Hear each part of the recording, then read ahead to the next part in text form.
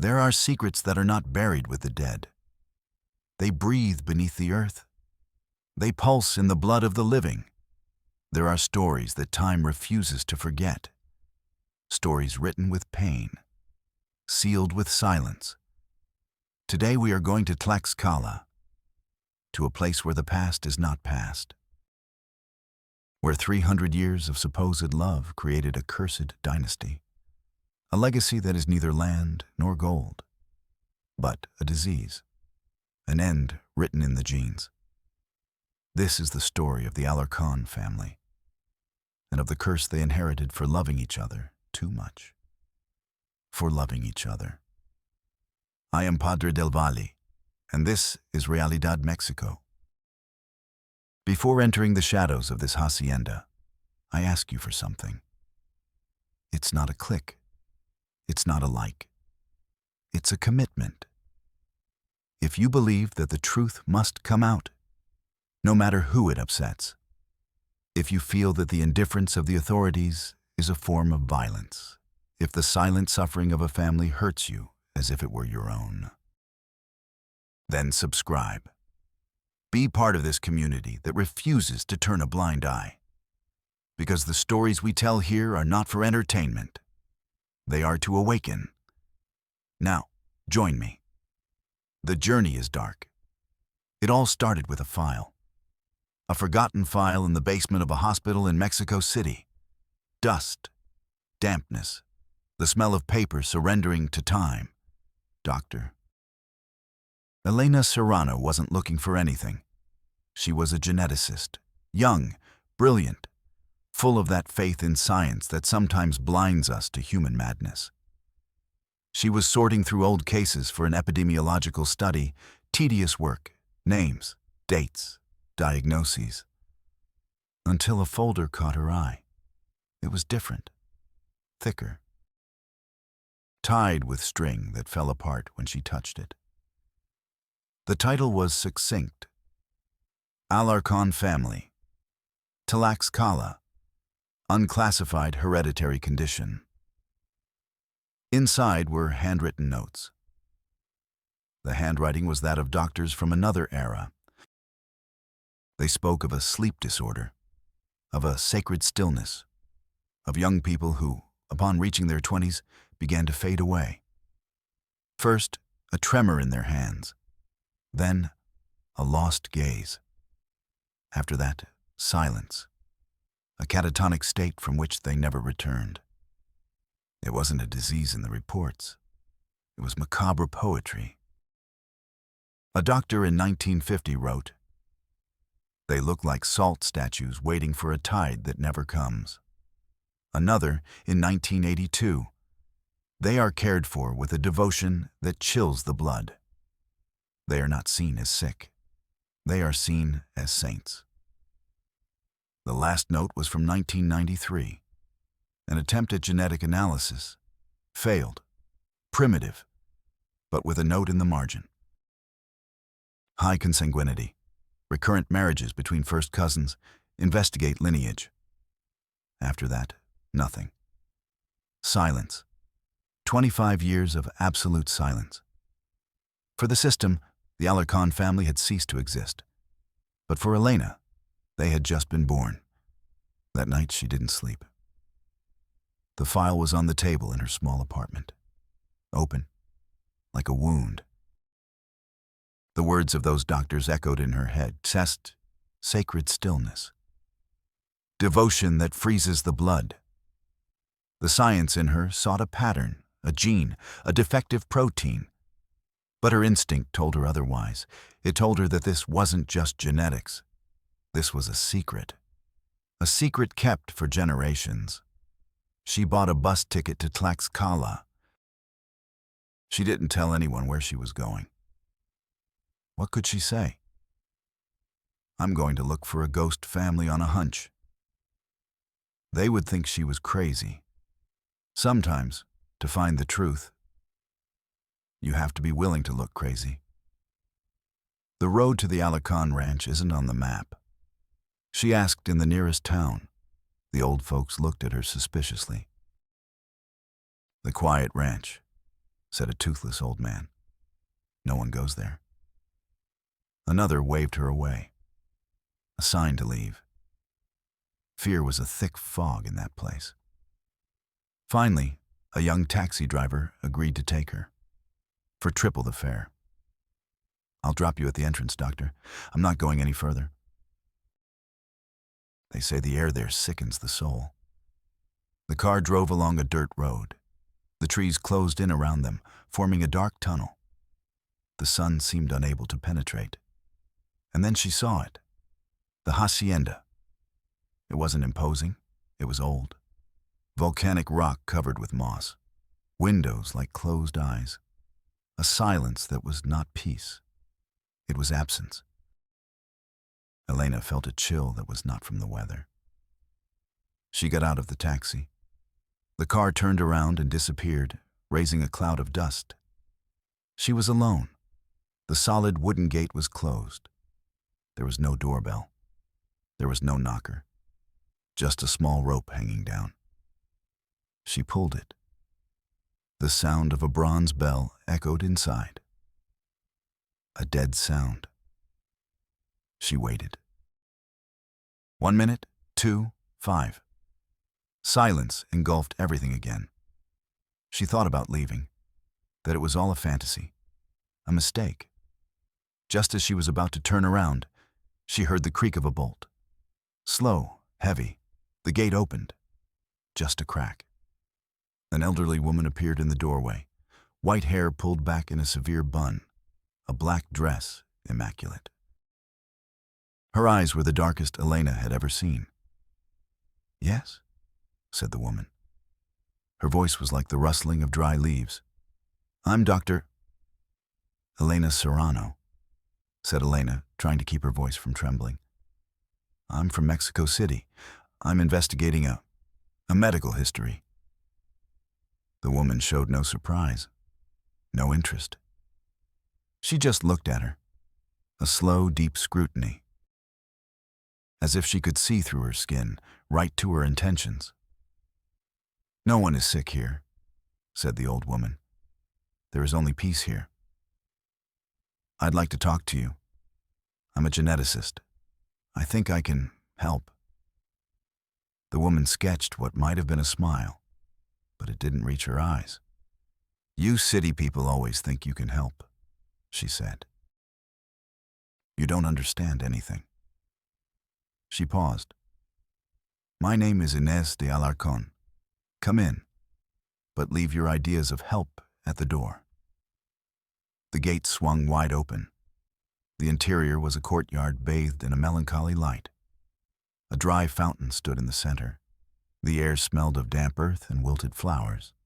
Inés led her through stone corridors. Their footsteps made no sound. Elena felt the weight of history in every wall. In the oil portraits watching them from the walls, pale faces, dark eyes, all with an unmistakable family resemblance. The same jawline, the same intense gaze.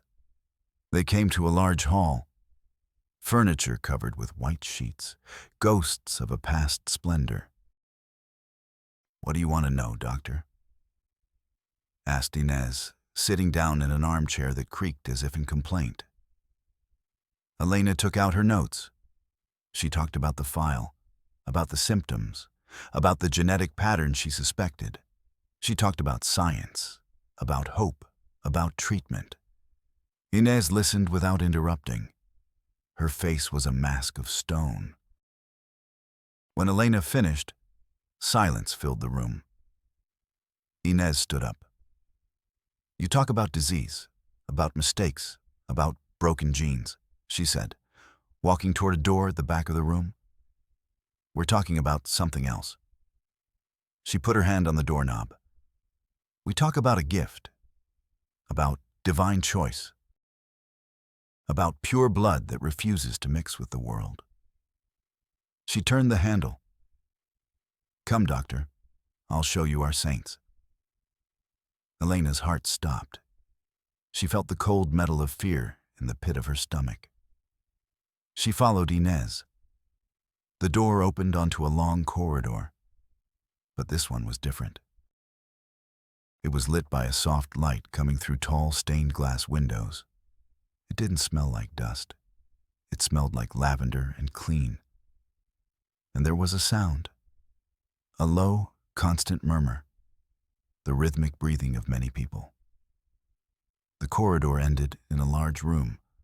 There were a dozen beds. Perfectly aligned. White sheets. Immaculate.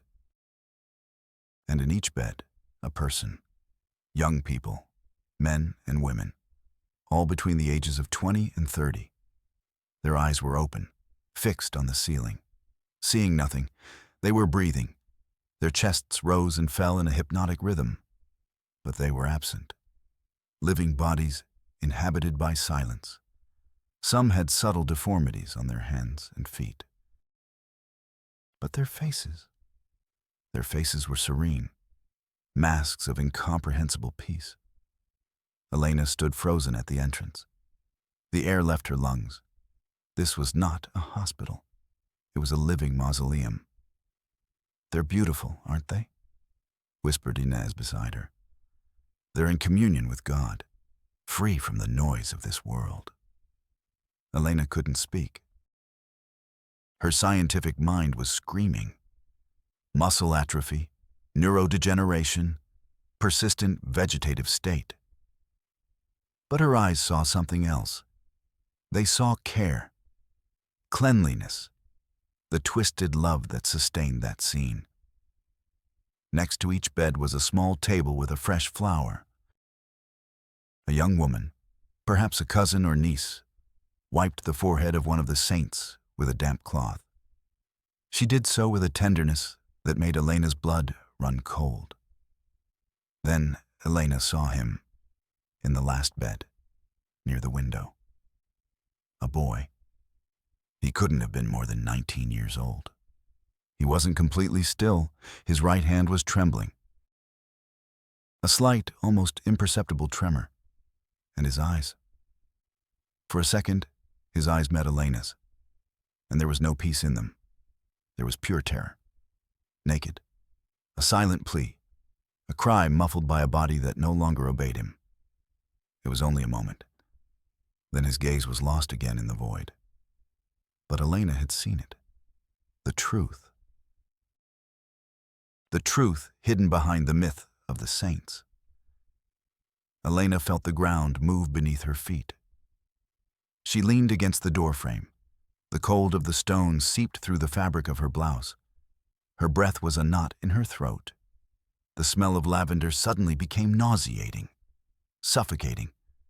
She closed her eyes. She saw the boy's face. That second of lucid terror.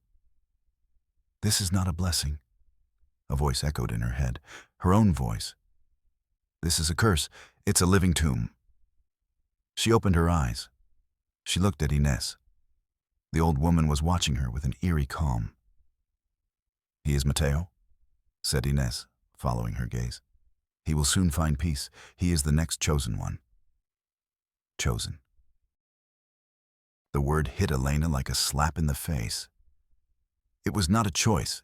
It was a death sentence, a betrayal of her own DNA.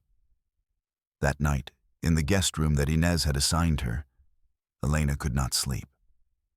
The hacienda creaked around her, sounds that seemed like whispers.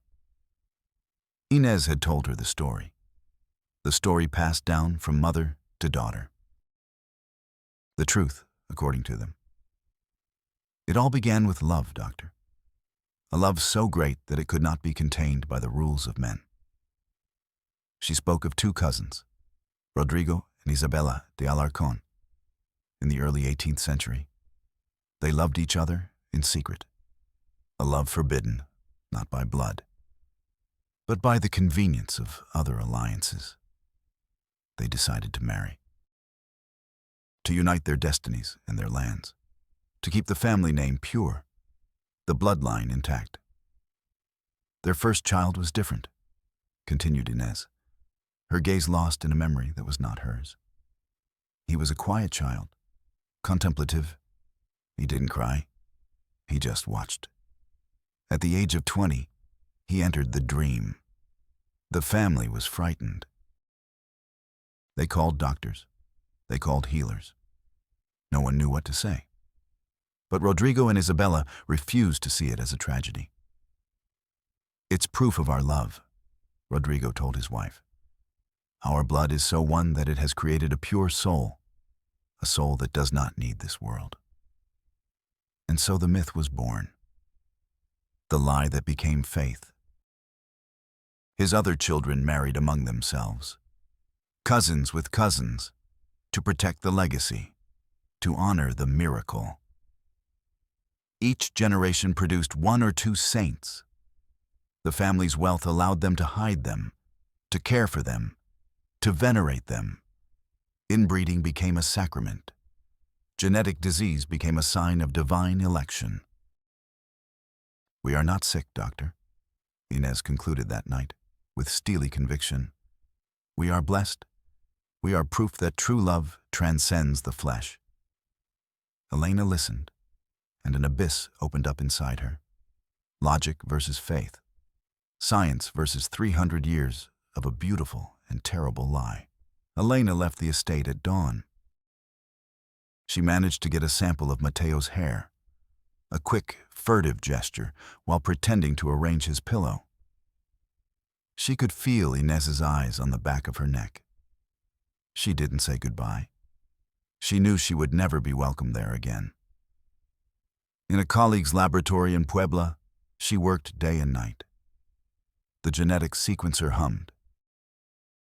A digital symphony unraveling a 3-century-old poem.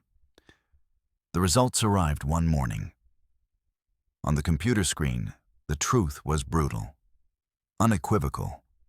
A recessive mutation in a gene responsible for the prion protein. An unknown variant, highly aggressive. Inbreeding had done its job. It had turned a remote possibility into a certainty. The blessing had a scientific name, Alarcon familial prionopathy, a sentence written in the code of life. With the tests in her hands, Elena felt a wave of triumph. Now they would listen to her. How naive she had been. Her first stop was the Tlaxcala Health Department, a gray, impersonal building. The bureaucracy smelled of burnt coffee and despair. She was received by a deputy director, Dr. Morales, a man with the tired face of someone who has seen too many files and too few solutions. Elena spread the reports out on his desk. The genetic analysis, the notes, the photos she had taken secretly with her cell phone. She spoke with the urgency of someone who has seen the abyss. She spoke of Mateo, of the look of terror in his eyes. Morales listened, nodding slowly. He leafed through the papers without much interest. When Elena finished, he leaned back in his chair. The chair creaked. "Dr. Serrano," he said in a monotone voice, "I appreciate your professional zeal." He paused. "But this is a family matter. Private. The Alarcon family has not requested our help. According to their own photos, these people are being cared for. Federal, clean. There is no crime to prosecute." "It's not a crime. It's a public health crisis," Elena replied, feeling frustration rising in her throat. "You are condemning your children to a living death because of an 18th century belief." Morales sighed. A long, heavy sigh. The sigh of a man who has had this conversation too many times. "Doctor, our powers are limited. We can't go onto private property and force people to take genetic tests. We can't forbid them from marrying whomever they want. Mexico is a free country." Free. The word sounded like an insult. Elena felt a chill run down her spine. The office air conditioning was freezing. She felt like she was shouting at a glass wall. He saw her, but he didn't hear her. The system wasn't designed to save Mateo. It was designed to protect the Alarcon status quo. She didn't give up. Next stop, The State Human Rights Commission, a smaller office, more idealistic, or so it seemed. She was attended by a young lawyer, Ms. Campos. She listened attentively. She asked intelligent questions. For a moment, Elena felt a spark of hope. She spoke to her about the right to health.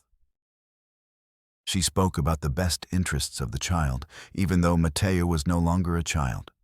She spoke about the right to a dignified life. Ms. Campos nodded sympathetically. Then she folded her hands on her desk. "Ma'am, your case is, fascinating and tragic. But from a legal standpoint, it's complicated." The bureaucratic speech began. For us to intervene, there must be a flagrant violation, an act or omission by the state. Here, the state is not doing anything, that's true. But the family is not committing an act that we can classify as torture or inhumane treatment either. From their perspective, it is an act of care. It is a matter of customs and traditions. "Customs and traditions cannot be above life," Elena exclaimed. "Legally, sometimes they are," the lawyer replied with a sad smile. "What I can offer you is to open an investigation file, gather testimonies, request reports. It could take months, years even. And the most likely outcome is a recommendation to the Ministry of Health, a non-binding recommendation." Elena stood up. The hope she had felt had turned to ashes. The office, which had once seemed like a refuge, now felt like part of the same trap. Just another cog in the machine of indifference. She stepped out onto the street. The Tlaxcala sun beat down on her face. It seemed obscene, too bright for the darkness she had just witnessed. She sat down on a park bench. Her hands were shaking. She took out her phone. She looked at the photo of Mateo. That look, that silent scream. No one would come to save him. The system was not an ally. He was the guardian of the grave. He made one last attempt, the most desperate one. He got an appointment with a politician, a government undersecretary, a man with connections, with real power, Mr. Velasco. He received her in a luxurious office. Dark wood, leather, the smell of power. Velasco was a neat man. Expensive suit, easy smile. He didn't offer her a seat. Elena remained standing, like a supplicant. She explained the case for the third time, this time more concisely, more harshly. Velasco listened to her while reviewing some papers on his desk. He didn't look at her once. When she finished, he looked up. His eyes were cold, calculating. "Dr. Serrano," he said, his voice soft as silk. "Dangerous. The Alarcon family has been in Tlaxcala for a long time. They are part of our heritage. Discreet, respected. They don't cause trouble." He stood up and walked to the window. He looked out at the city. "You come here from the capital, and you want, what exactly? Create a media scandal? Destroy an old family because of your modern notions of what is right?" He turned to face her. "Look, doctor, I appreciate your concern. But there are realities you don't understand. There are balances that must not be upset." He walked over to his desk, picked up a form, and handed it to her. "I kindly ask you to leave this matter alone. Go back to your lab in Mexico City. Forget about the Alarcon family." Elena's gaze fell on the paper he was offering her. Form 3AS. Request for case closure due to lack of merit. It was the final blow. It wasn't a rejection. It was an order, a veiled threat. The system did not seek to file away horror in folders. The system actively protected it. It hid it. It perpetuated it. Elena did not take the form. She tasted metal in her mouth, the taste of absolute powerlessness. The air in the office felt heavy, unbreathable. She could hear the buzzing of her own blood in her ears. Undersecretary Velasco looked at her with a slight smile. The smile of someone who had just won. "It was a pleasure, Doctor," he said, ending the meeting. Elena left that office without saying a word. She walked through the streets of Tlaxcala like an automaton.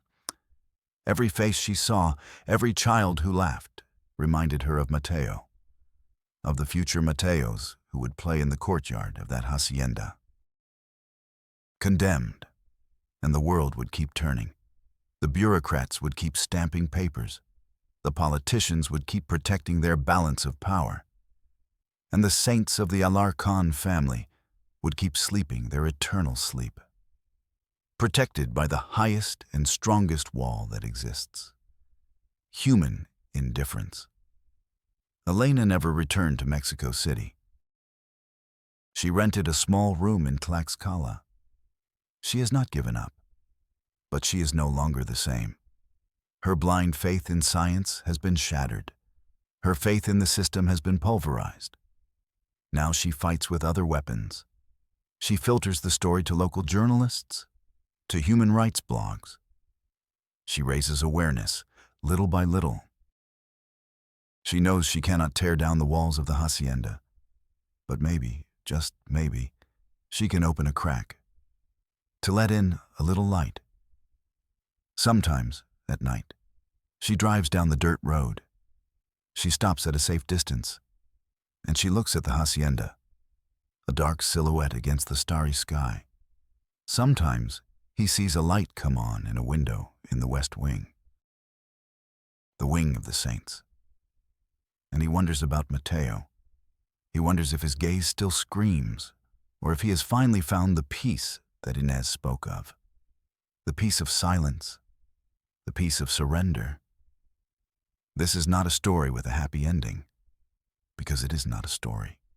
It is reality, and reality rarely conforms to our desires for justice. The cursed dynasty of Tlaxcala continues, protected by 3 centuries of silence, and by a system that prefers orderly horror to uncomfortable truth. I am Padre del Valle, and we'll see you in the next Realidad Mexico.